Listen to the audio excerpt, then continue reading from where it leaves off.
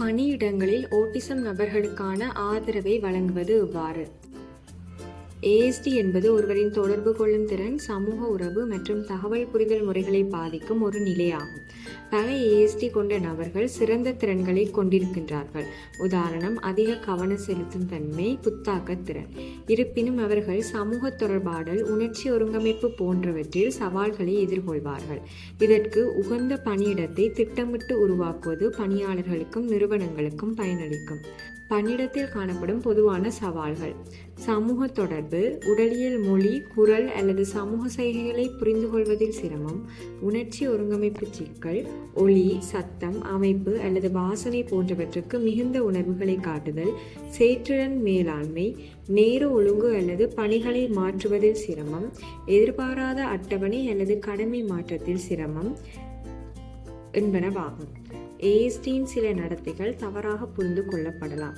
எனவே ஏஎஸ்டி கொண்டவர்களை ஆதரிப்பதற்கான உபாயங்கள்: உள்ளடக்கமான ஆட்களை சேர்த்தல், அதாவது தெளிவான வேலை விவரங்கள் மற்றும் எதிர்பார்ப்புகளை வழங்குங்கள். மாற்று நேர்முக தேர்வு வடிவங்களை வழங்குங்கள். பதிலளிக்க கூடுதலான நேரத்தை அனுமதித்தல்.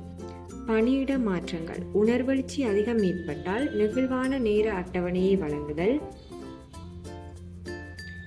அமைதியான பணியிடங்கள், சத்தம் தணிக்கும் ஹெட்போன்கள் அல்லது மங்கலான விளக்குகளை பயன்படுத்துதல்.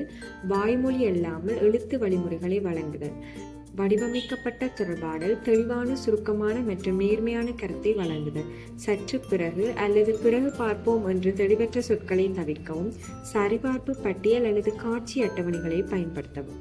ஆதரவான மேலாண்மை: பணியிட வழிகாட்டியை நியமிக்கவும்.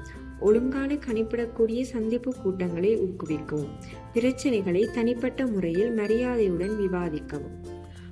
அறிவு மற்றும் பயிற்சி: அனைத்து பணியாளர்களுக்கும் ஏஎஸ்டி விழிப்புணர்வு அமர்வுகளை நடத்தவும். நியூரோ டைவர்சிட்டி பற்றிய புரிதலை ஊக்குவிக்கவும்.